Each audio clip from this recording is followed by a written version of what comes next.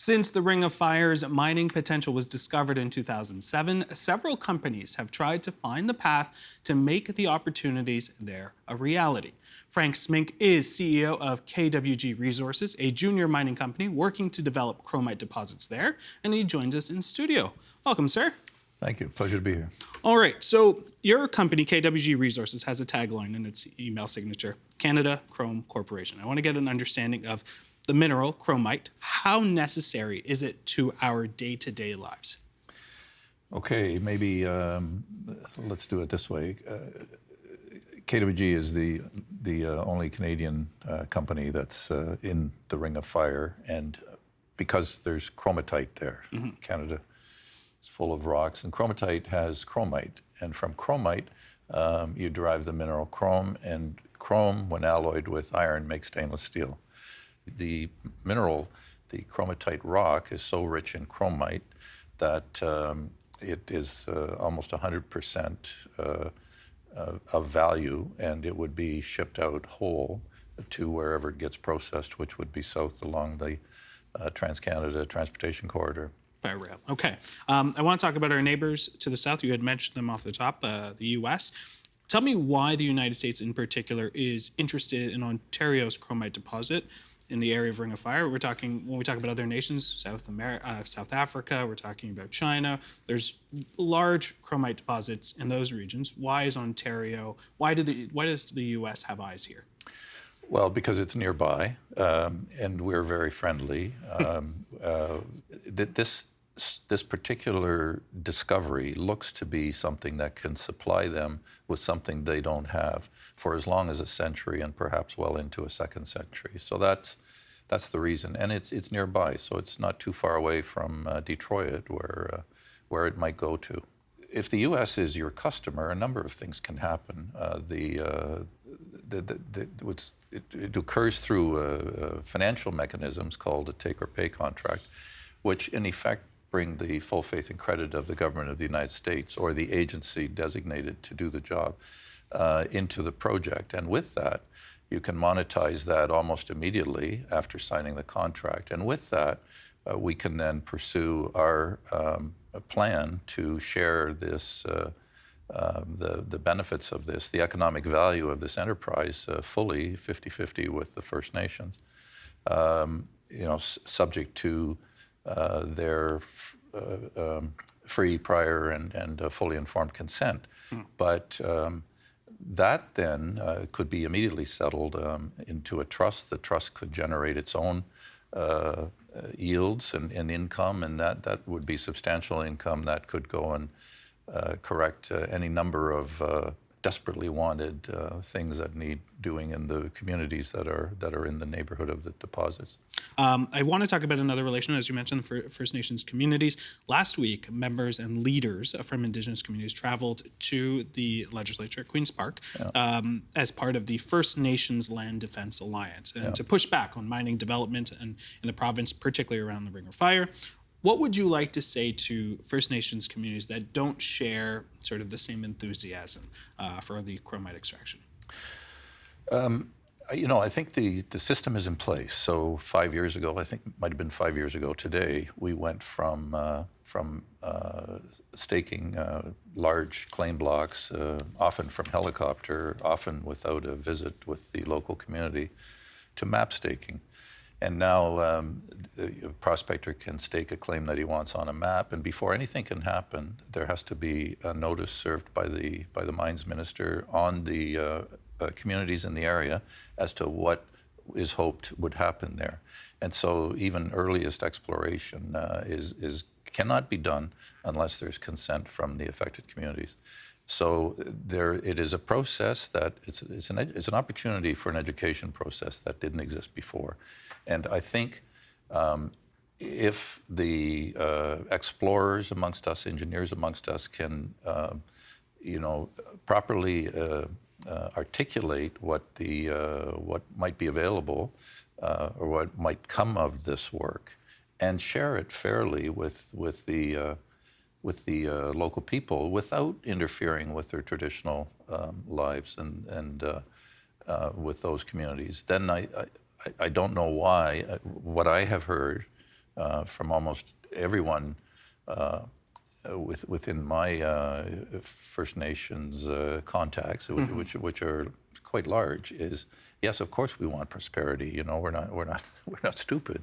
So I think it's the mechanism, but this is growing up in the last decade or so. It was quite different the way before. And I want to pick up on the staking process. I find it interesting, especially for people who aren't in the mining business, may have some interest in this. I'm going to pull up a statement from the First Nations Land Defense Alliance in a press release that they released. They write, prospectors have staked thousands of new claims on these First Nations territories since Premier Doug Ford came to power. They are exploiting Ontario's antiquated free entry mining system that allows companies and individuals to stake mining claims on First Nations lands from the comfort of their offices without gaining the consent of Indigenous people who live there. Take us through that sort of the stake claiming process. All right. So now you go on to the government website. It's the and it's very, very efficient, and it's live, and you can, if you have an idea of where you might discover a mineral, you can pay a fee, and on that website stake the claim. You have a little bit of time to hold on to that claim, and then come up with a plan to try and find something in the claim.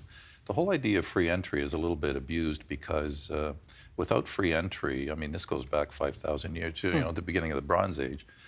Every lord of every domain wanted his domains explored because whatever was found would become his, and the finder would get a royalty interest in it. So what we hadn't done well in Northern Ontario, can't speak for the rest of Canada, is explain that. And then, so it used to be that prospectors would go out and stake a 40-acre claim, and they would typically do it in winter on snowshoes when you could easily find the corners and mark them with stakes.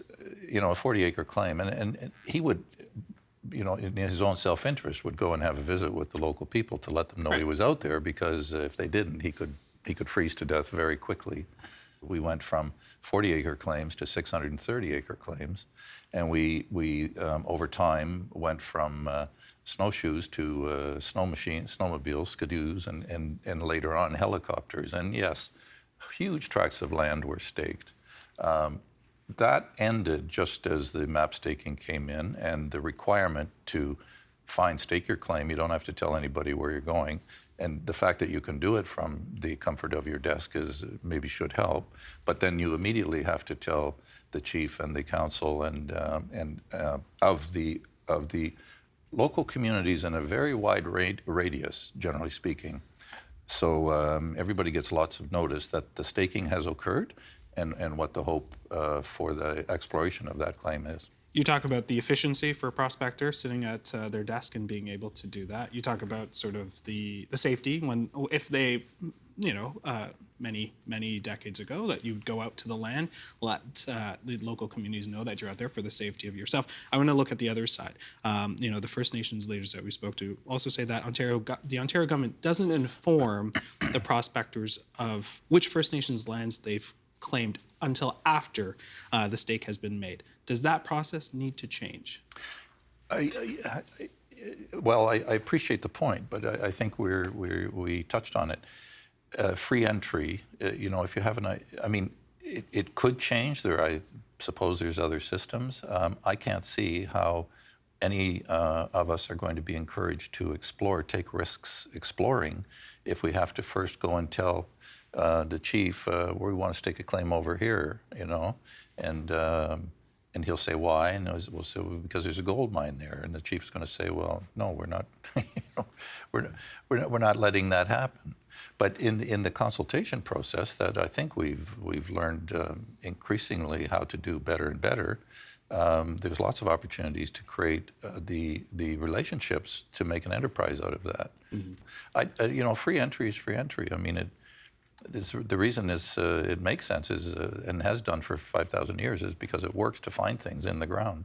I don't see the alternative. Very quickly, 30 seconds or so left. What if First Nations communities, the concept of prosperity has nothing to do with your notion of prosperity. Instead, it's about leaving the land untouched and pristine. How might, and maybe not specifically, but the mining industry in whole, deal with that? This is a Ring of Fire 2007 we're talking about, right? We share, I think all Canadians share that aspiration with the First Canadians. We love Canada because you can go hunting and fishing here. My grandchildren love to go fishing and camping, and we all want to leave the land pristine. And we, in fact, want to support traditional lives and ways of living. But I don't think mining, as practiced in 2023 and beyond, is going to have nearly the impact that it has had in the past. Forestry, paper mills especially, but underground mines. I mean, you'd see very little on surface from an underground mine. And that prosperity should be shared. I don't see why it wouldn't. If you could create a community bank, take the Mattawa group of nations, if they had their own financial institution, to me that, and a place that they could get mortgages, I know they're struggling to find money to create housing in every one of those 8 Mattawa communities, so this is a way of doing that. That's all. Frank, we're going to leave it there. Thank right. you so much. Really appreciate your time, and look forward to see where things are in a couple of years. Appreciate it. Pleasure, my pleasure. The Agenda with Steve Paikin is made possible through generous philanthropic contributions from viewers like you. Thank you for supporting TVO's journalism.